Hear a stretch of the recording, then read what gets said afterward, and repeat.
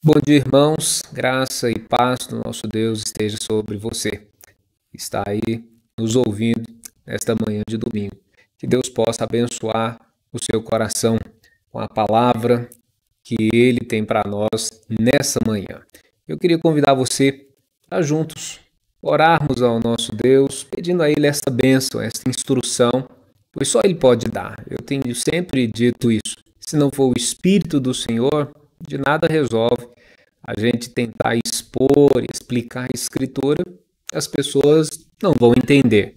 Então vamos juntos orar nesse momento e clamar a Deus que nos abençoe, que nos agracie com o conselho do seu Espírito. Oremos. Meu Deus e Pai, muito obrigado por esta graça maravilhosa que é ter o Senhor mesmo, teu Espírito Santo como nosso guia, como nosso instrutor. Tua palavra nos revela isso, ele seria o nosso guia. Sim, o Senhor é o nosso guia até a morte. Nós te louvamos por isso, pois não podemos conhecer-te, ó Deus, se não for pelo Senhor. Não podemos nos achegar a ti se o Senhor antes não nos trouxer. E por esta graça te louvamos. Te louvamos porque o Espírito do Senhor é aquele que aplica a tua palavra aos nossos corações, desvendando os nossos olhos, descortinando nossos corações para não só ouvir, mas também guardar, compreender a sua palavra, e é Ele que nos dá força para prosseguir. Muito obrigado, Senhor, por esta bênção. Te pedimos agora esta iluminação sobre todo aquele que ouve essa palavra, e o Senhor desperte a tua igreja conforme o teu propósito, no tema que havíamos de tratar nesta manhã. Usa-nos conforme teu agrado e faz cumprir o teu propósito mais uma vez para a glória e honra do teu nome, em nome de Jesus. Amém. Meus irmãos, hoje eu gostaria que nós estudássemos um pouco um tema que não se cansa de estudar, na verdade, não se esgota, porque é sempre um tema atual, é um tema urgente, que são as missões na igreja. Então, queríamos, nesta manhã, explanar sobre uma das lições da nossa revista, a classe de adultos, que fala sobre esse tema. É a lição ali 16. Então, se você quiser acompanhar, você pode pegar a sua lição lá, o pessoal da classe dos adultos aí, vai dar para você estar acompanhando a gente nesse sentido. Mas a gente vai estar expondo algumas coisas sobre a missão da igreja, ou a igreja e a missão que ela tem no dia de hoje, ou seja, nesse tempo, nessa condição, inclusive, que temos vivido, o que devemos fazer e como devemos portar como igreja do Senhor. Há quem tenha escrito e está dizendo que a igreja, de certa forma, está passando por uma diáspora tecnológica. E não é verdade. Então, quando de repente a igreja ficou restrita, sem poder se reunir, Deus permitiu e aprove ele permitir isso, que a igreja estivesse utilizando-se desses mecanismos, como agora eu aqui estou usando a internet para estar expondo a palavra do Senhor para você. E eu creio que a missão da igreja ela vai até além disso, mas de fato a gente deve, como igreja, utilizar-se dos meios, dos mecanismos para que dispomos para fazer esta obra que o Senhor nos designou. Para refletir então sobre este tema, eu queria que nós lêssemos o texto de Atos, capítulo 1, dos versos 6 até 11. E diz assim, abra aí sua Bíblia, Atos 1, Atos capítulo 1, verso 6 até verso 11. Então, os que estavam reunidos lhe perguntaram, Senhor, será este o tempo em que restaures o reino a Israel? Respondeu-lhes, não vos compete conhecer tempos ou épocas que o Pai reservou para a sua exclusiva autoridade. Mas recebereis poder ao descer sobre vós o Espírito Santo e sereis minhas testemunhas tanto em Jerusalém como em toda a Judéia e Samaria e até aos confins da terra. Ditas estas palavras, foi Jesus elevado às alturas à vista deles e uma nuvem o encobriu de seus olhos. E estando eles com os olhos fitos no céu, enquanto Jesus subia, eis que dois varões vestidos de branco se puseram ao lado deles. Eles disseram, varões galileus, por que estáis olhando para as alturas? Esse Jesus que dentre vós foi assunto ao céu, virá do modo como o viste subir. Que Deus nos abençoe. Meus irmãos, a missão da igreja, naturalmente, não e nem está amarrada ou apegada simplesmente a um aspecto de atos de bondade. Mas a missão da igreja está no fato de que nós fomos chamados por Deus em Cristo Jesus para levar a boa notícia de salvação àqueles que estão ainda perdidos. Nós vemos que a Escritura diz que nós fomos considerados, fomos feitos filhos de Deus, na verdade, por causa desta graça. Ele nos chama e ele nos incumbe a tarefa de evangelizar. Você percebe esta ordenança e esta evangelização naturalmente em todos os cantos da terra, lá em Mateus 28, tanto quanto em Marcos, no capítulo 16. Em Mateus está escrito: Ide, portanto, e fazei discípulos de todas as nações, batizando-os em nome do Pai, do Filho e do Espírito Santo, ensinando-os a guardar todas as coisas que vos tenho ordenado. Eis que estou convosco todos os dias até a consumação dos séculos. Veja bem que nós temos então uma tarefa, mas essa tarefa, para que ela possa ser desempenhada, nós como cristãos, nós como igreja do Senhor, devemos desempenhá-la como o Senhor nos ordenou. Em todas as partes, tanto quanto em Jerusalém, aqui em Atos 1:8 você vê isso: sereis minhas testemunhas tanto em Jerusalém, como em toda a Judéia, como em Samaria e até mesmo aos confins da terra. A igreja é a raça eleita, é o sacerdócio real, é a nação santa, é o povo de propriedade exclusiva de Deus, para proclamar as virtudes daquele que nos chamou das trevas para a sua maravilhosa luz. É o que está escrito em 1 de Pedro 2:9. Então, a responsabilidade da obra missionária não pode estar limitada a aquelas pessoas que receberam um chamado específico para irem trabalhar divulgando o Evangelho, pregando o Evangelho do Reino de Deus a um grupo, a um povo específico, seja dentro da nação, num contexto assim como que de Samaria ou de Judéia, mas mesmo além das fronteiras, aos confins da terra. Ela recebeu essa incumbência de forma coletiva e ao mesmo tempo pessoal, ou seja, Deus ele chama cada irmão e irmã, cada um de nós, que é a sua igreja, o seu corpo, para funcionar nessa obra, para levar adiante a obra da proclamação do Evangelho, do conhecimento das boas novas em Jesus. Então, se nós deixarmos esta incumbência apenas para as agências missionárias, para os missionários, para os evangelistas, isso é um grande equívoco, um grande erro. Essa é uma tarefa que cabe a mim, cabe a você desenvolver aonde Deus nos tem colocado. Então você é um missionário. Você, como igreja de Deus, como parte da igreja, faz missões quando você está pregando o Evangelho do Senhor aonde você está. E é interessante porque Deus pode trazer, inclusive, pessoas até você de lugares distantes. Quantos conhecem pessoas que são de outras nacionalidades, outros países, têm com esses um relacionamento, seja ali no âmbito do trabalho, ou às vezes até mesmo como amigos, e amigos bem íntimos, bem ligados.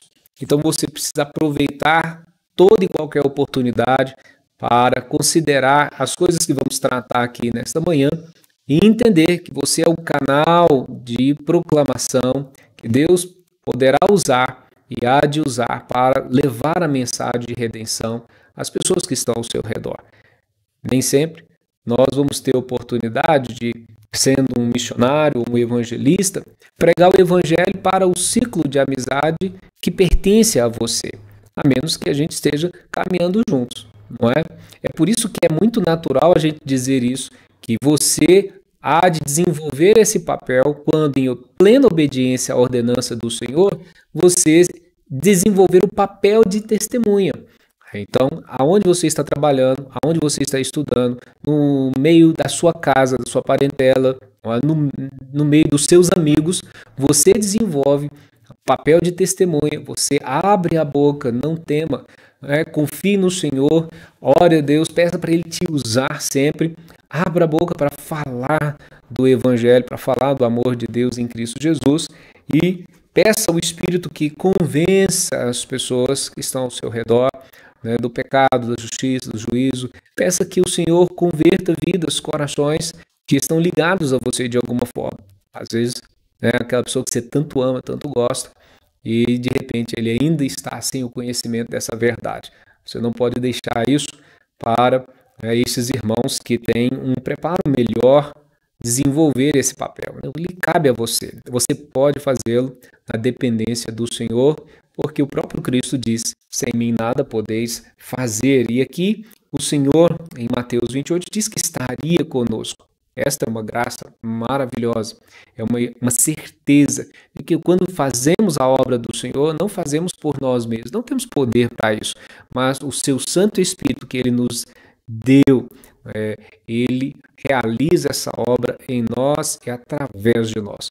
Você precisa estar sempre atento, estar sempre vigilante, estar sempre disposto, disponível nas mãos do Pai, para ser esse instrumento para a glória do Pai na proclamação do Evangelho. Então, a ordem de Jesus é muito clara.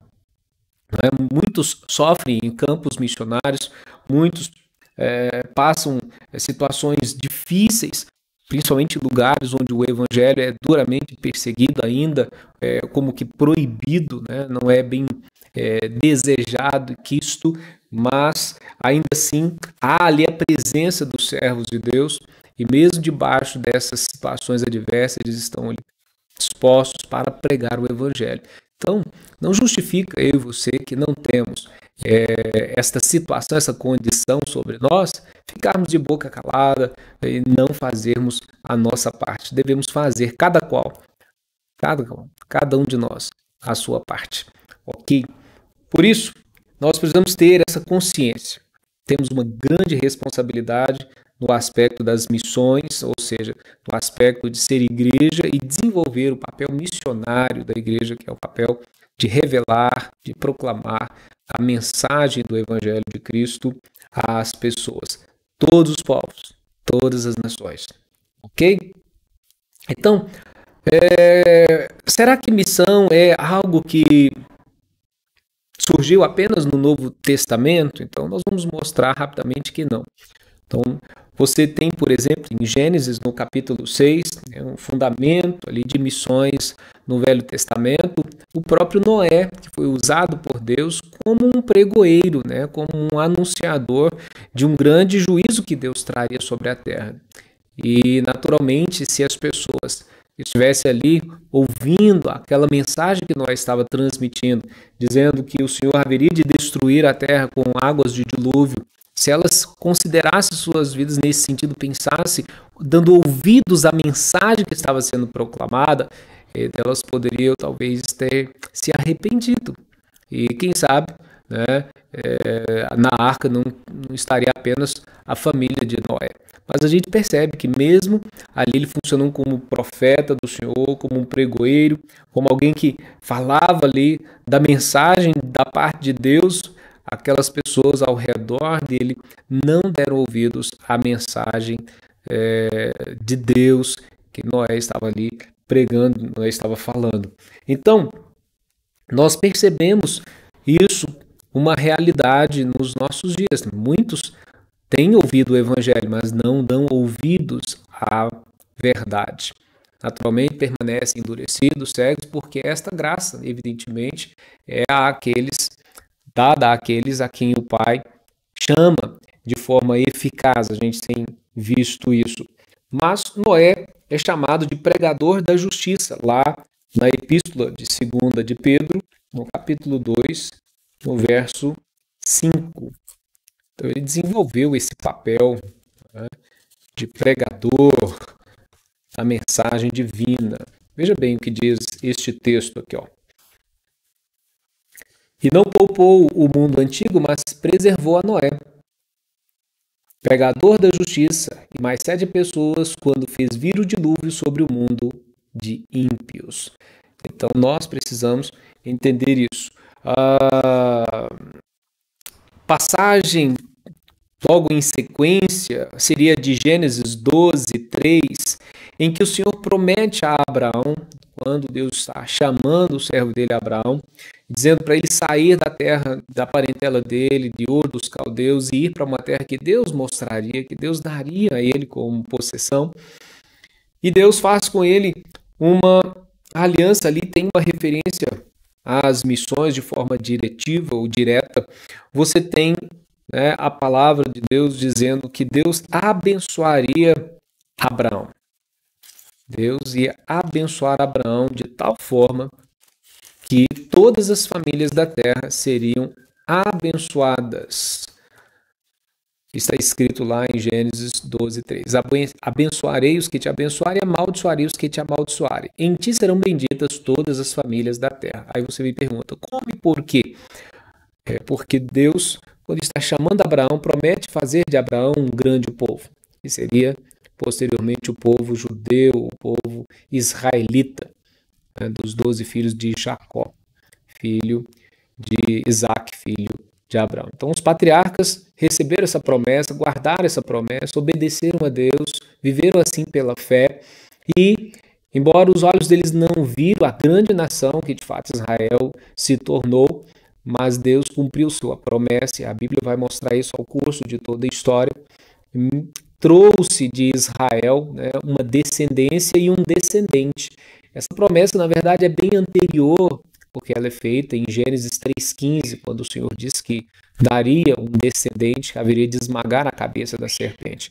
Então, nós temos em Gênesis 12, 3, esta bênção sendo prometida, ou seja, todas as famílias da terra seriam benditas através da vida de Abraão, porque da sua linhagem viria o descendente nesse sentido.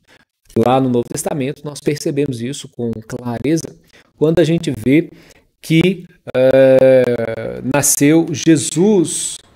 E quem é Jesus? Jesus é o Filho de Deus que vem e na sua descendência é narrada que ele veio da linhagem o quê?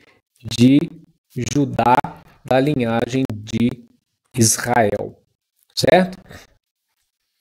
Então, você tem aqui,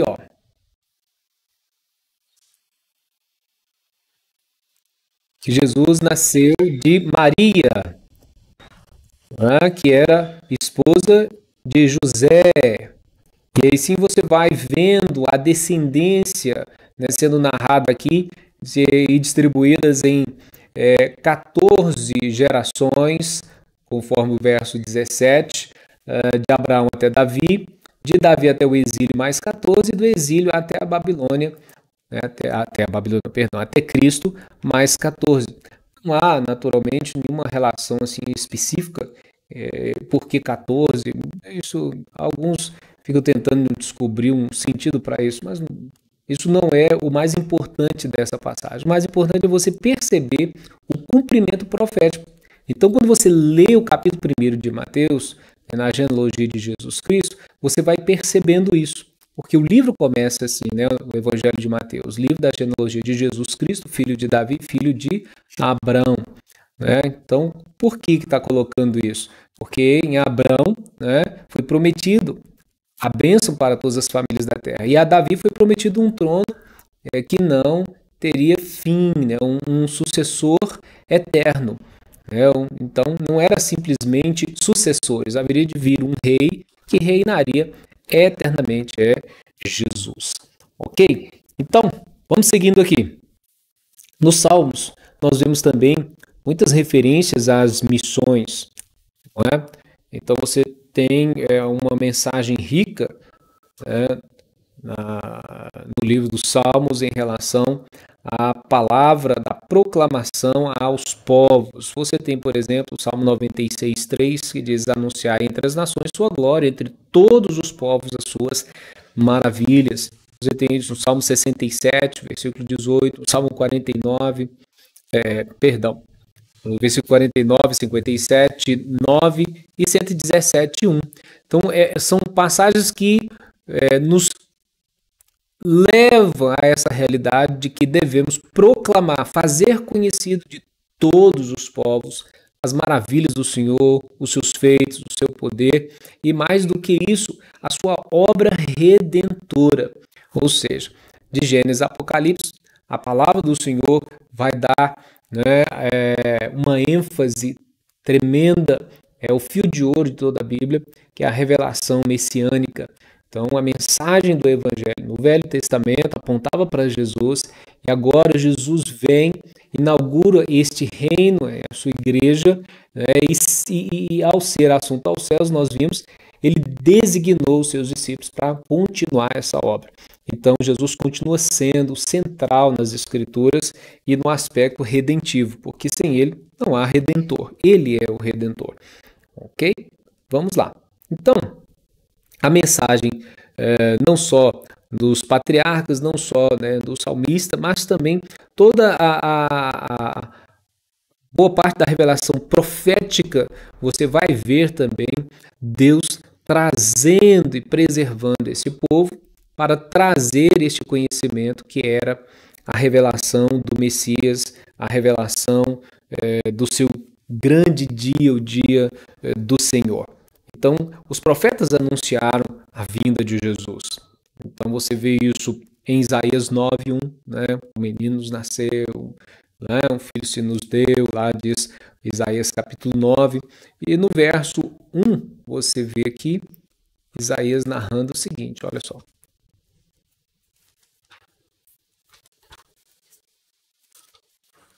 Mas para a terra que estava aflita, não continuará a obscuridade. Deus dos primeiros tempos tornou desprezível a terra de Zebulon e a terra de Naftali, mas nos últimos tornará glorioso o caminho do mar, além do Jordão, Galileia dos gentios.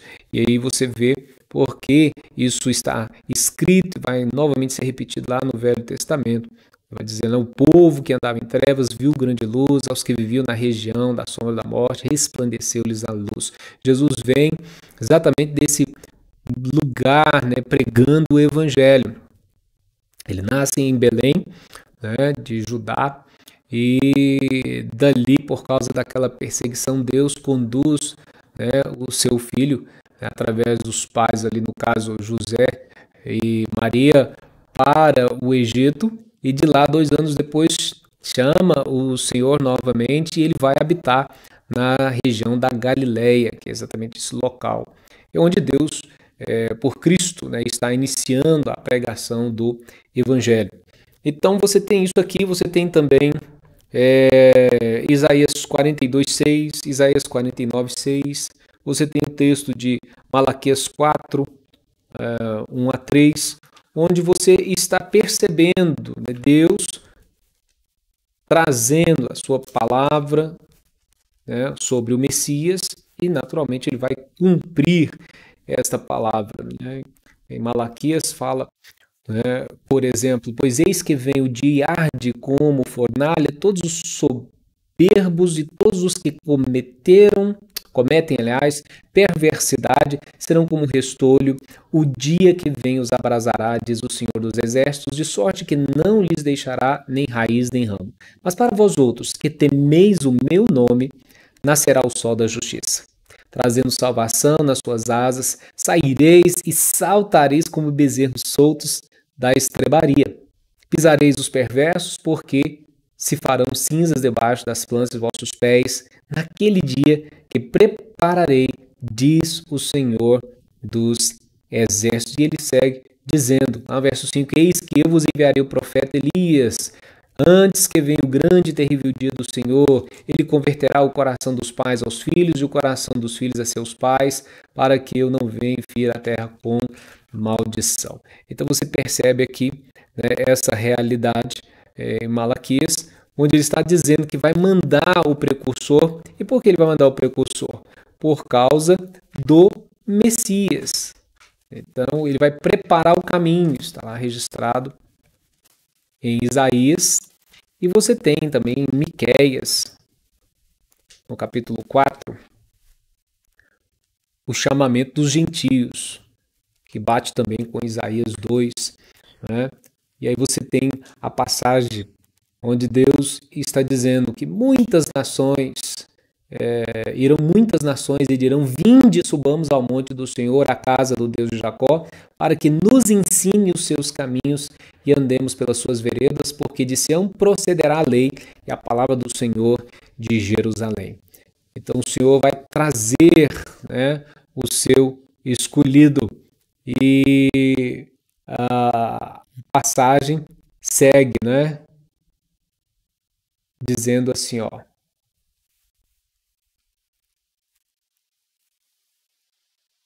porque todos os povos andam cada um em nome do seu Deus, mas quanto a nós, andaremos em nome do Senhor nosso Deus para todo sempre. Naquele dia, diz o Senhor, congregarei os que cochei e recolherei os que foram expulsos e os que eu afligira. Então Deus está falando da promessa, né, de um anúncio, de um retorno, de uma reunião, de uma congregação, desse chamamento que ele está realizando na vida do seu povo, porque o seu povo não é naturalmente somente formado de judeus, né, de nacionalidade, mas judeus e gentios. É de todos aqueles que, como eu tenho sempre dito, professam esta confiança, essa fé em Deus por causa de sua obra, por causa do seu chamamento.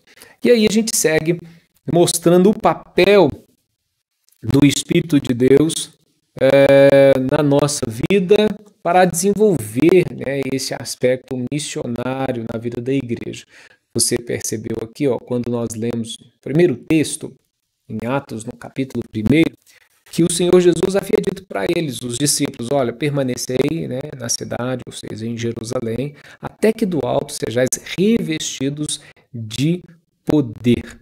E isso, quando o Senhor disse isso a eles, né, passou algum tempo, alguns dias, e aconteceu aqui o que nós estamos falando lá no capítulo 2 de Atos dos Apóstolos. Estavam ali todos reunidos e de repente do céu veio como um vento impetuoso, encheu toda a casa onde estavam assentados e apareceu distribuídas entre eles línguas como de fogo, pousou sobre cada um deles e todos ficaram cheios do Espírito Santo, passaram a falar em outras línguas, segundo o Espírito lhes concedia que falassem.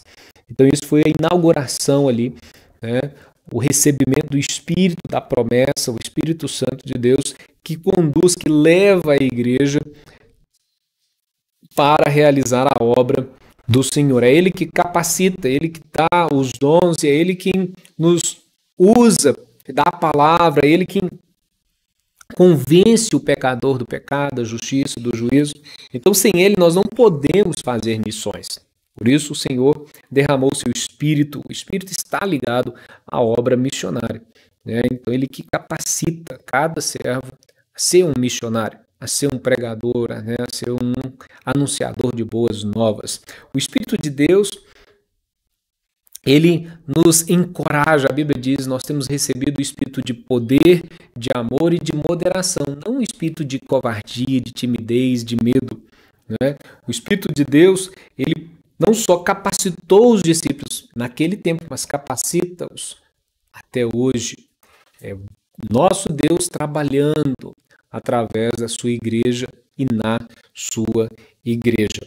Então, em Atos 2:11, você vê que tanto judeus como prosélitos, cretenses e arábios estavam ali ouvindo aqueles irmãos, cada qual falar em sua própria língua as grandezas de Deus. Olha assim, o poder de Deus, o milagre ali, o sinal acontecendo naquele momento, quando os irmãos foram cheios, estavam ali capacitados agora pelo poder e a presença do Espírito na vida deles. Em Atos 4:31, o enchimento do Espírito também precede, né, um movimento evangelístico e missionário.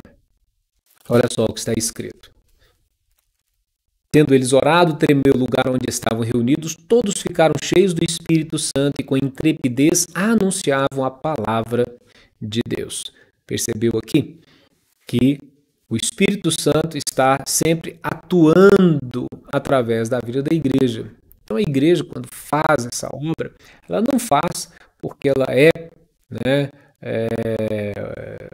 poderosa, porque ela sabe ou está treinada, habilitada. Não é por isso que uma igreja faz isso ou uma pessoa, que é um cristão, faz isso. Nós fazemos isso quando, em obediência ao Senhor, nós estamos sensíveis, sempre ouvindo a direção do Espírito Santo. Isso é muito importante. Os irmãos primitivos aprenderam e praticaram muito isso, né, de ouvir a direção do Senhor. Você vê isso na vida de Paulo, o Espírito dirigindo, separando ele e Barnabé lá no capítulo 13 de Atos, dirigindo-os, né, quando eles tiveram de ir visitar a Macedônia. Quando Paulo queria ir para um determinado lugar, muitas vezes o Espírito Santo, né, o impediu, dizendo que não era para ser naquele caminho, e o designava, né, dirigia-lhe por outro caminho, mas sempre era o Espírito do Senhor ali agindo, era o próprio Deus agindo na vida de sua igreja. Isso é até hoje. Não é diferente hoje comigo, com você e com a igreja do nosso Deus nesses dias. Ok? Então, nós precisamos ter ousadia e coragem para estar realmente lutando. A maior luta, eu creio, nesse sentido, é contra nós mesmos, nossa carne. Nossa carne, muitas vezes, ela quer repousar, ela quer descansar, ela é medrosa, né? Mas nós precisamos entender isso aqui, essa palavra, e compreender que a atitude correta é ter uma atitude de confiança, de fé, de desprendimento, de disposição, de negar a nós mesmos e viver o Evangelho de Cristo e viver para Cristo, naturalmente anunciando a sua mensagem. Então a igreja precisa, nesses dias, né, fazer isso. Eu tenho sempre desafiado os irmãos a pregar o amor e a graça de nosso Deus em Cristo Jesus, mesmo agora, nesse tempo de pandemia em que todos estão reclusos ou mais limitados em ficar mais em casa, não podendo sair. Você precisa aproveitar cada oportunidade para falar do amor de Deus. Não é simplesmente enviar um link, isso ajuda, claro, mas você, quem sabe, ao enviar o link, depois dá uma ligada para o amigo, né, para quem você enviou o link, para o familiar, se você ouviu aquela mensagem, você compreendeu aquela mensagem, e aí? Sabe por quê? Nós precisamos confrontar as pessoas para que chequemos se elas estão compreendendo, ouvindo e entendendo que Deus está chamando, né, as pessoas para o arrependimento. Crer, cada qual que ouve a palavra precisa realmente crer em Jesus Cristo como único e suficiente Senhor e Salvador de suas vidas. Essa é a única forma do homem ficar livre da morte, livre do pecado, livre do inferno. Então nós não podemos nos calar quanto a isso. Nós somos o atalaia, e se o atalaia se calar, a responsabilidade vai recair sobre os seus próprios lombos, né? Então nós precisamos realmente abrir a nossa boca, porque o Espírito do Senhor não só nos usa, mas Ele mesmo nos capacita. Então a vocação de Deus, ela vem com um pacote completo, né? Quando Deus nos chama, Ele já nos chama, nos designa para ser parte desse corpo, onde nós vamos atuar, com os dons que Ele mesmo nos concede. Mas uma coisa é certa, todos, independente se você faz muitas coisas, tem muitos dons e talentos ou não os tem, né, em grande escala, talvez você nem saiba quais os dons que você possui, todos nós não temos como nos excusar da responsabilidade de pregar, de testemunhar a respeito do Evangelho. Então isso que eu chamo de obra missionária. Falar do amor de Deus, né, aos corações que ainda não o conhecem. Então o Espírito vai vocacionando, ele vai chamando cada um para essa obra, e o amor a esta obra não é um fruto de um coração humano. O próprio Deus vai constrangendo, ele nos convence, né? Ele nos chama para o arrependimento, e a partir desse passo ele vai nos moldando, mudando o nosso ser, moldando nossa mente, nosso coração, conformando nossa vida à imagem de Jesus Cristo, porque nós não somos perfeitos. O próprio Paulo diz que ele não julgava ter alcançado a perfeição, mas uma coisa ele fazia, e é o que cada um de nós deve fazer. Nós devemos ser persistentes, nós devemos insistir em realmente nos humilharmos sob a poderosa mão de Deus, clamar a Ele sempre a força, a graça, o poder, a sabedoria necessária, e a gente vencer assim pela bênção da sua presença e sua palavra, o pecado que tenta o tempo todo nos puxar, nos dominar, a carne, o mundo, o diabo. Então nós precisamos vencer esses inimigos com a bênção do nosso Deus e sua palavra, e assim estar sendo moldados no caráter, na imagem de Jesus Cristo. Então isso é muito importante, né? Muito importante. Ok? O fato de nós sermos, né, chamados dessa forma e termos a presença do Espírito de Deus em nós, então isso vai levar a gente a assumir a responsabilidade, e essa responsabilidade nós devemos cumpri-la com eficácia, com zelo, com carinho, com amor, com dedicação. Ok? Vamos ver aqui, ó, a questão da nossa responsabilidade, a gente assumir a responsabilidade como pregador do Evangelho, como anunciador das boas novas. Mateus 9, 37.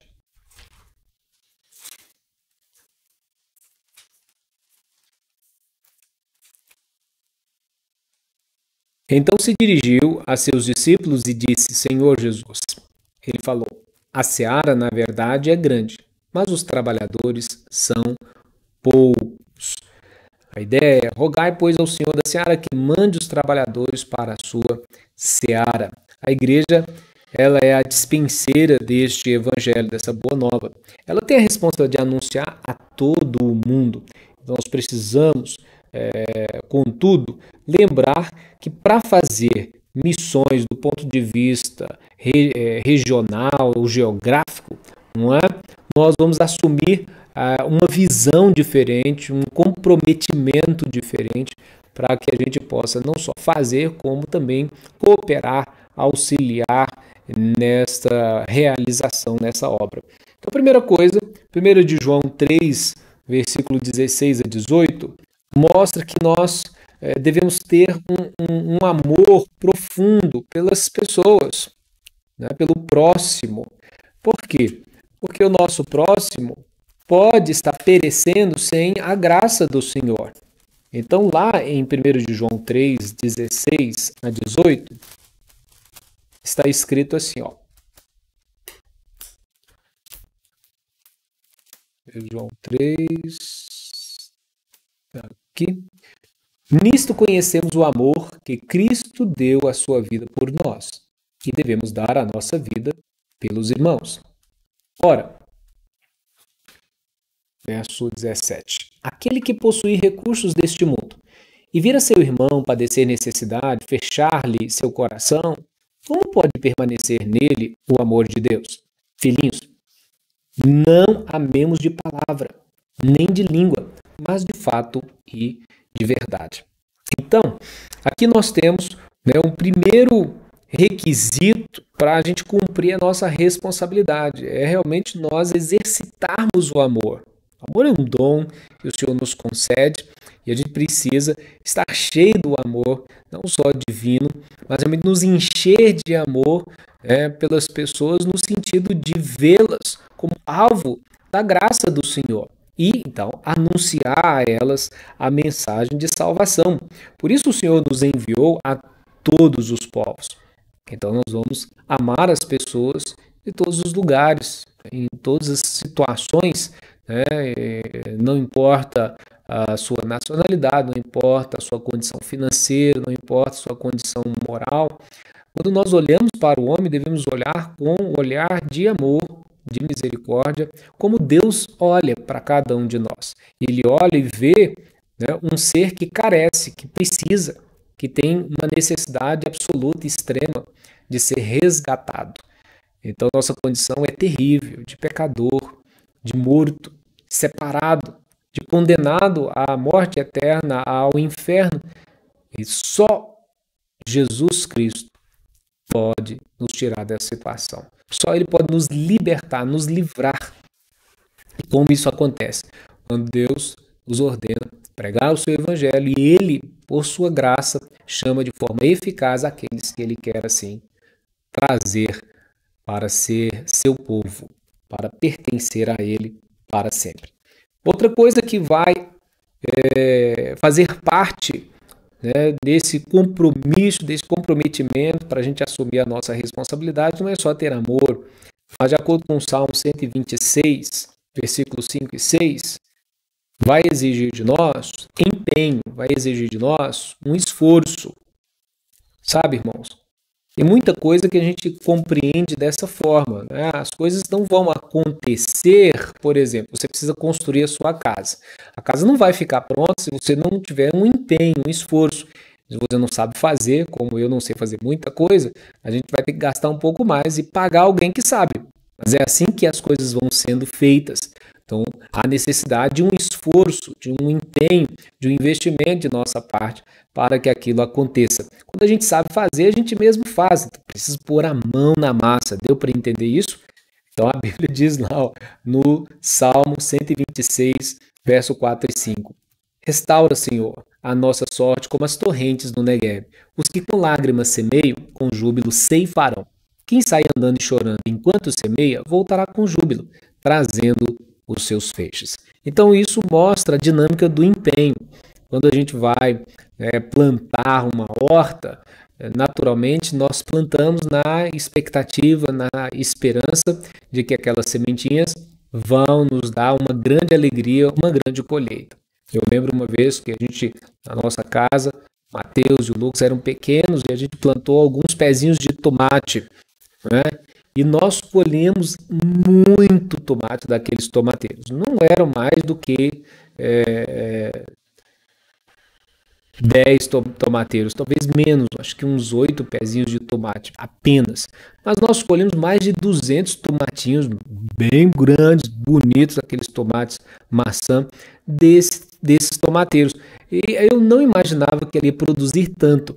Mas entenda uma coisa, foi necessário preparar a terra, foi necessário lançar a semente, foi necessário aguar, né?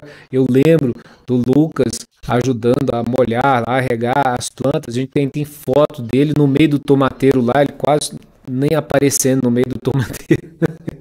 Os tomates ficaram bem grandes, ficaram, né, os pezinhos muito lindos. Então, houve um empenho, houve um esforço, houve um preparo, houve uma dedicação de tempo, de desprendimento, de energia, para que eu pudesse colher naturalmente aquele fruto. Você e eu precisamos compreender essa realidade, esse princípio, né? Então, missões exigem um esforço de nossa parte. Ela acontece à medida do momento que a gente vai se dispondo, se desprendendo, né, dos nossos afazeres, tirando o tempo para fazer isso, não é? Porque, como eu disse, missão não é simplesmente ir lá do outro lado do Atlântico para falar do amor de Deus para alguém, não é isso, ou do Pacífico, é também, mas é você sair de onde você está e anunciar o evangelho, ou aonde você estiver, necessariamente não saindo, né, mas onde você já estiver, você esteja falando o evangelho. Quando você olha, né, a natureza do verbo aqui em Mateus 28, do id, a melhor ideia seria um gerúndio, indo pregai o evangelho a toda criatura. Então, por onde eu for, não importa o que eu estou fazendo, seja a trabalho, seja, né, a lazer, no lazer, eu posso estar de viagem, eu posso estar sendo um instrumento das mãos de Deus para compartilhar o amor de Deus com as pessoas com as quais eu me tenho encontrado, né, durante esses momentos. Então é muito importante a gente ter esse desprendimento. E para fazer essas missões, no sentido transcultural, né, no aspecto geográfico, a gente precisa desprender de outras coisas, né? Além do tempo, o empenho para aprender a linguagem, né, a língua daquela nação, daquele povo, a cultura local. Preciso estudar tudo isso para poder não cometer algumas gafes terríveis, né, que já foram estudadas, e a gente precisa então aprofundar nisso tudo, nos preparando assim para romper com essas dificuldades. Muito difícil você chegar no lugar se você não conhece a língua, como é que você vai falar eles não vão entender nada. Teria uma necessidade extrema de um milagre, como lá aconteceu em Atos capítulo 2. Sim, naturalmente. Se Deus quiser fazer isso hoje, Ele é poderoso para fazer. Mas Ele faz de outras formas. Ele dá a você toda a condição para você se preparar quando Ele te chama, né? Nas escolas, nos lugares que prepara os missionários para que você possa ir bem preparado, né? Um varão aprovado, principalmente que tem conhecimento, que maneja bem a palavra do Senhor, para poder falar da palavra do Senhor. Nós não vamos naturalmente, né, atravessar as fronteiras brasileiras para falar de futebol, não faz muito sentido. A gente precisa falar do Evangelho. Nós estamos fazendo missões sempre quando nos dispomos dessa forma. Na igreja primitiva, as igrejas locais sustentavam os missionários, você percebe isso na vida de Paulo, agradecendo o apoio da igreja de Antioquia, para onde ele sempre voltava. Isso está lá em Atos 14, 26, 15, 35, 14, 26, 15, 35. E também a própria igreja de Filipos, que o ajudou financeiramente, ele registra isso em Filipenses 4, 10 a 19. Então, nós também contribuímos de muitas maneiras. Todo missionário ele não pode ser desconectado, né, de um corpo que é a igreja local. Normalmente ele é ligado a uma igreja local ou também, além disso, ligado a uma agência missionária. Isso é muito importante porque dá base, ajuda, inclusive, abrindo portas a uma série de coisas que são importantes e precisam ser pensadas e feitas, que são esses esforços que a igreja precisa fazer ao realizar a missão. E, por último, fazer missão exige que a gente ofereça ao Senhor de tudo que Ele nos tem concedido. Sabe, a generosidade na obra missionária é muito importante. Por quê? Nada que a gente vai fazer hoje em dia fica muito barato, vou falar assim, para não dizer fica de graça, não é? Normalmente, dependendo da obra que você vai empreender, ela custa caro, não é? Você, às vezes, transpor, né, um continente, atravessá-lo, chegar num outro país, no outro lado do mar, isso já custa caro, só aí. Às vezes a manutenção, o sustento do obreiro em determinado local é até mais barata do que se ele fosse sustentado aqui no Brasil. Em outros lugares, naturalmente, não. Mas perceba que exige investimento, exige, né, um desprendimento da nossa parte para com a obra. Então, a obra de Deus exige manutenção na igreja, bem como o aspecto social e também o aspecto missionário. Em Filipenses, no capítulo 1, nós temos uma passagem que ajuda a gente a entender isso aí. Deixa eu ler para os irmãos. Filipenses 1, 21 a 26. Porquanto para mim o viver é Cristo, e o morrer é lucro. Entretanto, se o viver na carne traz fruto para o meu trabalho, já não sei o que hei de escolher. Ora, de um e outro lado estou constrangido, tendo o desejo de partir e estar com Cristo, diz Paulo, o que é incomparavelmente melhor. Concordo? Mas, por vossa causa, Paulo está dizendo, por causa da igreja, é necessário permanecer na carne. E convencido disso, estou certo de que ficarei e permanecerei com todos vós, para o vosso progresso e gozo na fé, a fim de que aumente, quanto a mim, o motivo de vos gloriardes em Cristo Jesus pela minha presença de novo convosco. Então, Paulo está falando a respeito, né, da vida da igreja, da situação dele, de sua vida, como ela contribuía, né, para o avanço das missões, ele cumprindo o seu chamado, mas ele também dizendo para os irmãos que isso era importante porque Deus né, tinha esta obra para ser desenvolvida, para ser desempenhada, e aquela igreja era também importante nesse aspecto. Então havia aqui uma reciprocidade. Se Paulo era importante para a vida da igreja no sentido de fortalecê-los, né, de ajudá-los, era também importante a igreja na vida de Paulo no sentido de contribuir com ele para o avanço e o progresso do evangelho do reino de Cristo.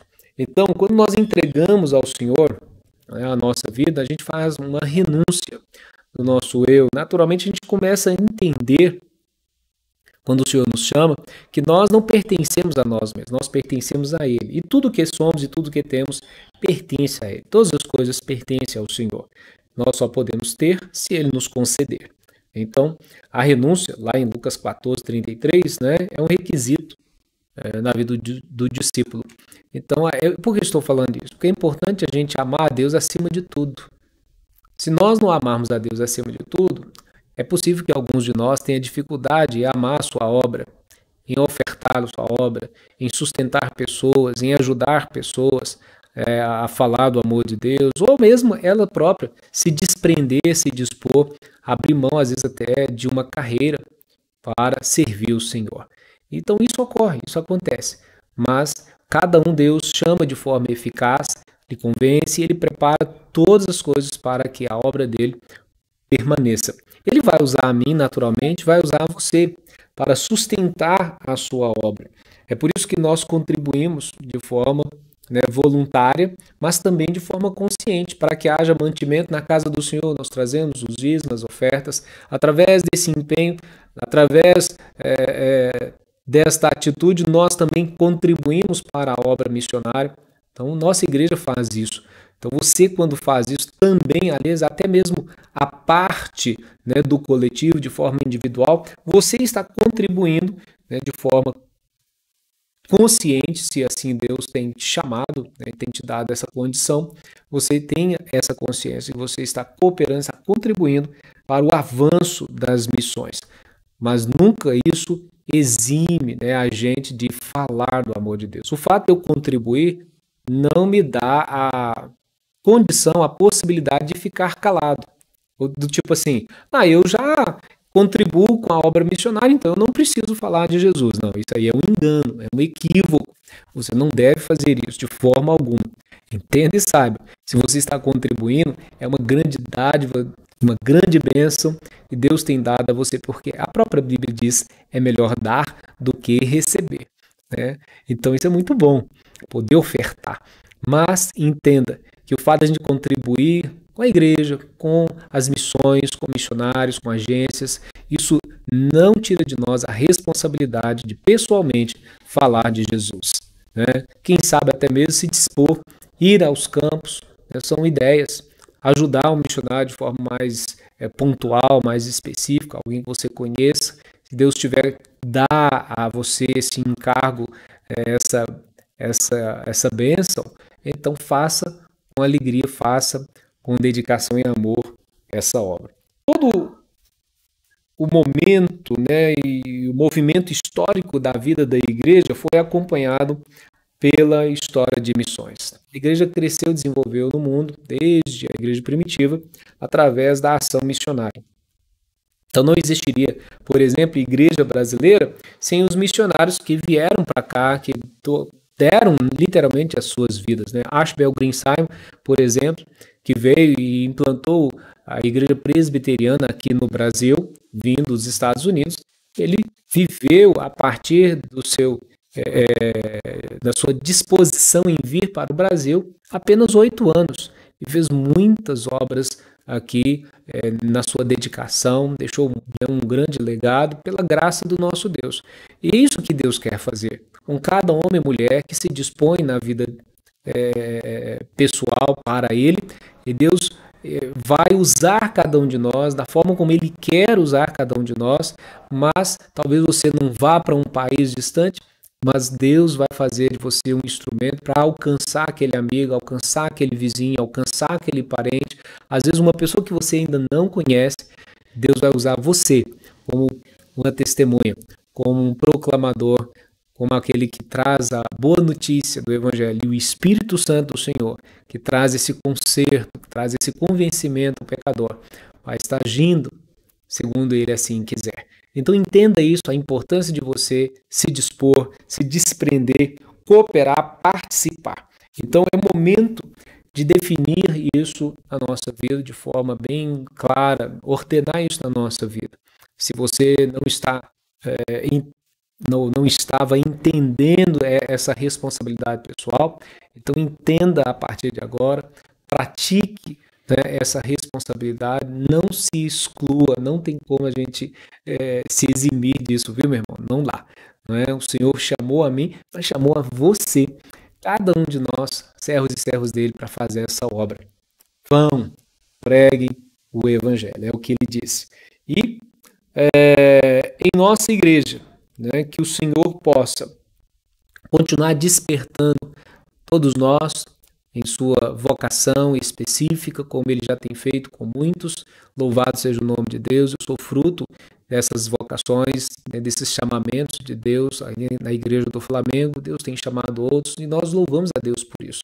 Ora a Deus para que ele continue chamando nossos filhos e os filhos dos nossos filhos para continuar essa grande obra nessas vocações, sejam específicas ou mesmo em cada área da vida da igreja, que nós nos esforcemos para continuar pregando o Evangelho a partir da nossa casa, para que, pela graça do Senhor, nossos filhos sejam grandes homens e mulheres de Deus, servindo o Senhor com muito afinco, com muito amor, com muita dedicação. Que o Senhor realmente nos dê essa alegria de ver nossas gerações lutando pela obra evangélica, estando unidos nessa tarefa, se dedicando, conscientes de que eles são servos e servas do Senhor, filhos e filhas do Senhor, chamados para anunciar, né, as boas novas, as virtudes daquele que nos chamou das trevas para a sua maravilhosa luz. Que Deus nos abençoe muito. Amém a você nessa obra, a todos nós, no nome de Jesus. Nós vamos orar e eu louvo a Deus por esta obra que Ele já fez em nós. Está completando, como diz a Bíblia, Ele vai completá-la até o dia de Cristo. Mas eu peço que Ele continue fazendo de nós. Eu pelo menos peço pelos irmãos esse despertamento, como peço por mim sempre, Senhor, me usar, para que outros conheçam o seu amor através do testemunho, através do estudo da palavra. Vamos orar?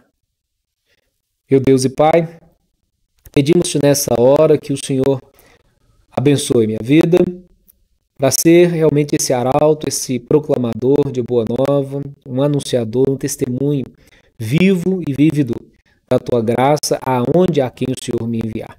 O Senhor sempre me dê oportunidade. E assim, ó Deus, convença o teu povo, desperta o teu povo, todo o teu povo, para Deus também realizar essa obra e o Senhor mesmo agindo na vida de cada um, conduzindo cada um segundo o teu propósito eterno. A nossa oração é que o Senhor faz da igreja, ó Deus, uma igreja frutífera, que o Senhor continue trazendo os trabalhadores para a sua seara, porque é o Senhor quem os traz, mas que haja, pela parte do Senhor, se mover em nossos corações, ensinando-nos dia a dia o caminho da obediência, ajudando-nos nele, ensinando-nos, ó Deus, a amar cada vez mais intensamente o Senhor e assim a obra do Senhor, sua igreja e o próximo, para levar adiante essa obra missionária, a obra do Evangelho. E assim o Senhor nos ajude também a desprender, dispor não só a nossa vida, mas tudo o que somos e temos, porque na verdade pertence ao Senhor, para, ó Deus, o ser usado para a glória do teu santo nome e para o avanço do teu Evangelho. É a minha oração, é a minha gratidão, Senhor, no nome de Jesus. Amém. E Deus te abençoe. Até mais à noite, nosso culto. A gente se vê hoje às 18h30, se o Senhor assim quiser. Fique com Deus.